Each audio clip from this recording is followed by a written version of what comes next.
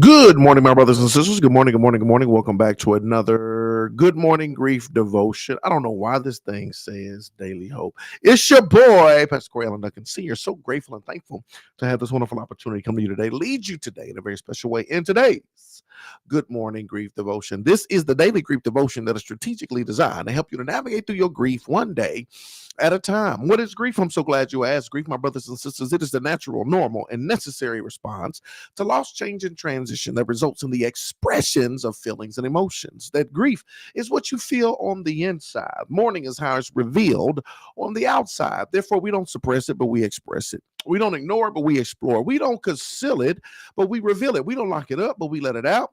That's why we shout good morning, because morning is a good thing.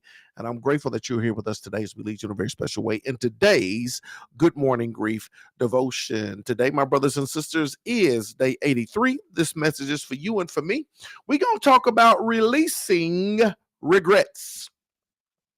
Releasing regrets. Forget the former things. Do not dwell on the past. See, I am doing a new thing. Isaiah 43, 18 and 19. Grief, my brothers and sisters, has a way of stirring up regrets. The words left unsaid, the moments missed, the things you wish you had done differently. Regrets whisper, if only, and what if?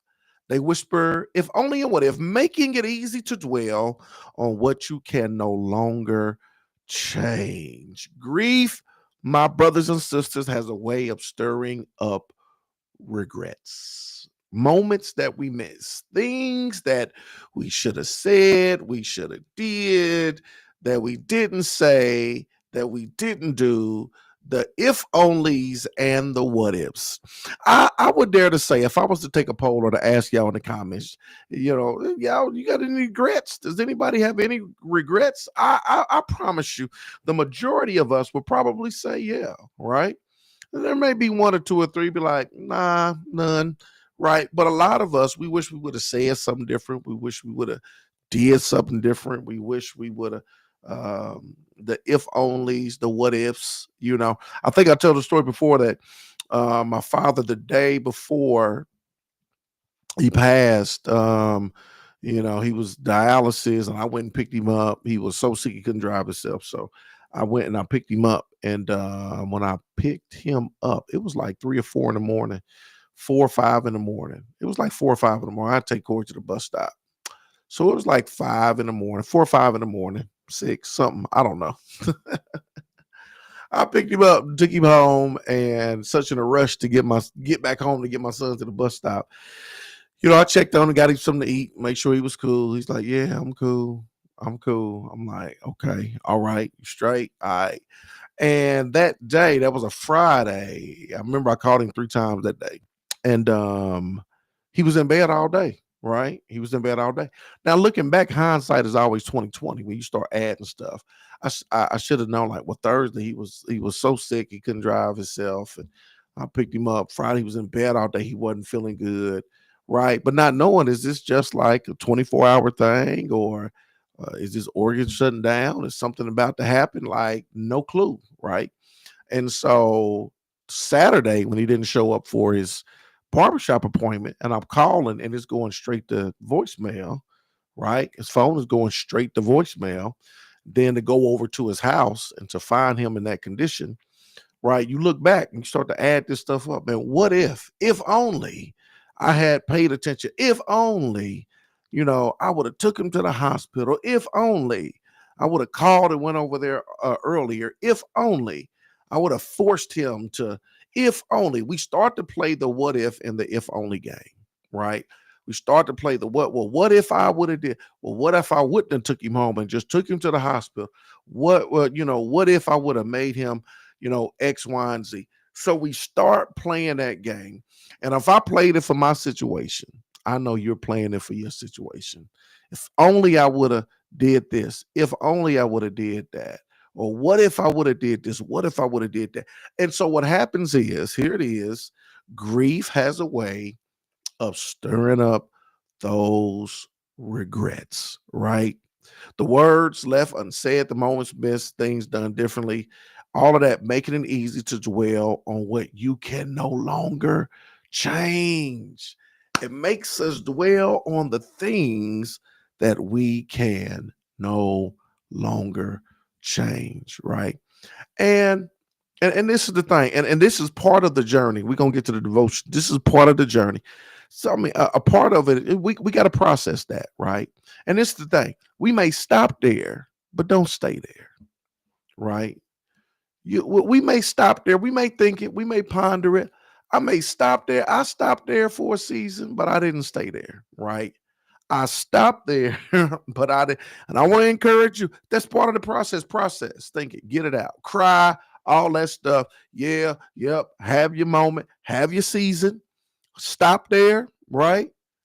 But we're not about to stay there. Here it is. Regret is a heavy burden, and carrying it will only weigh you down. While you can't rewrite the past, you can release it to God, right? This is so very important for you to know and understand. We cannot rewrite the past, but we can release it to God. His grace covers not only your pain, but also your regrets. He sees the love you showed, the effort you gave, the intentions behind what you did. And when it feels like, even when it feels like it wasn't enough. And that's the thing about the grace of God. I love it. He sees the love you show, the love you show. And we'll let a lifetime, we'll let a moment erase a lifetime as if you didn't love or care for them. We'll let a moment erase a lifetime of all the stuff, the love you show, all the things that took place, right? He sees the love you show, the effort you gave, the intentions behind what you did, even when it feels like it wasn't enough. God doesn't want you to live trapped by regret. Not only does God not want you to live trapped by regret, your loved one who has transitioned does not want you to live trapped by regret. If they could come back, if you're harboring and holding on to regret, if regret has halted you and hindered you, your loved one will probably come back and just, do one of those things. I'm dropping my mic. They probably come back, smack you in the face.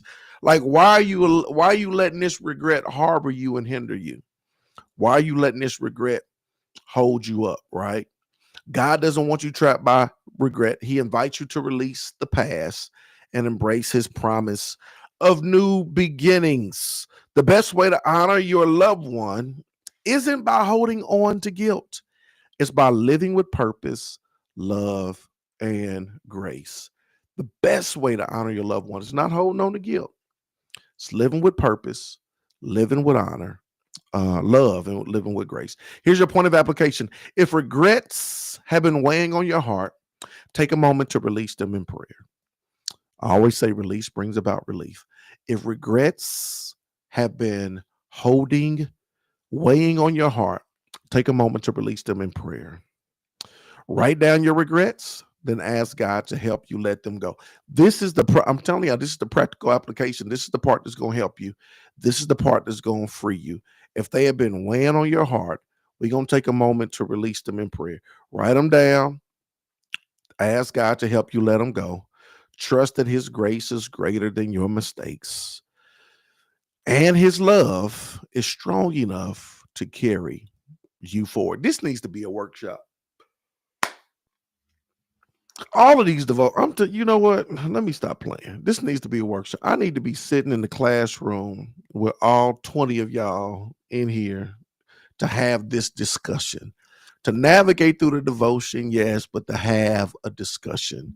And at the end, we need to go through this exercise and do something, release and write it down on that paper that dissolves in water and put it in water, or take a trip to the ocean and put it in a bottle and throw it out. We need to do something. I'm just trying to make an excuse to get to the ocean. We need to do something. This needs to be a workshop, a master class, grief master class. That's what we need to do. That's what needs to happen, right? Y'all, make sure you do this practical application. It's going to help you if you're struggling in this particular area. His love is strong enough to carry you forward. Today, my brothers and sisters, is day 83. I told you it was for you and for me. We gonna release some regrets. If you got questions, holla at your boy. Thank y'all. Yeah, I promise I have a regret. Just got out of a 9-year relationship, and I regret I got in it. Whoo, 9 years. This is the thing about a Felicia. Yep, you got to process. You got to deal with that. I always say we can't do anything about the time we lost. What are we gonna do with the time we have left, right? And just let those 9 years be a foundation that you build on for the rest of your life, right? And so if you learn, you didn't lose, right? And so I love it. That what if was a trigger to me so much so I no longer wanted to be a nurse. Not being able to help my grandmother still is traumatizing, but I'm learning to cope and realize she was tired and told several people she was tired. My regret has now turned into regrouping and refocusing in my grief journey. I absolutely positively love that. That is beautiful. That's beautiful. I'm so glad you didn't let it stop you. No guilt, no regrets here. I just miss my mama.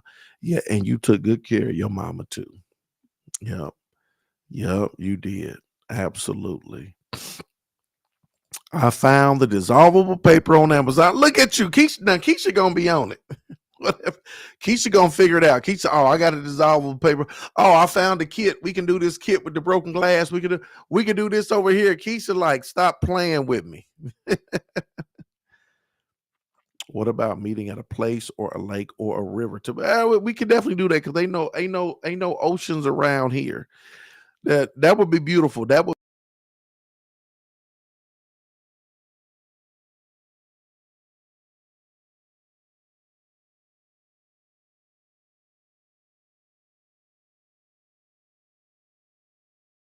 connect, Keisha.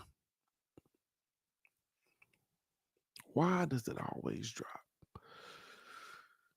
I don't know why it always does that. We got to make that happen. We got the good morning grief devotion.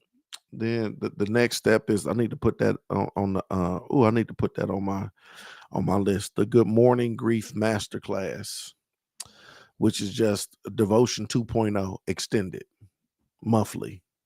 I love it. We gonna make it happen. Well, I appreciate y'all. Look, y'all be intentional dealing with this and everything else. I appreciate y'all. Love. Thank y'all for showing up. Thank you for showing up for yourself, for showing up for yourself to navigate through this. I love it and I appreciate it. And we gonna make it happen. Small steps lead to great distances. Um, yeah, action that's inspired, that's calculated, and under construction. That's what we're gonna do. We're gonna take inspired action to continue to help us to navigate through our grief journey. I love y'all. I hope y'all have a marvelous Monday. I'm gonna see y'all tomorrow, same time, same place.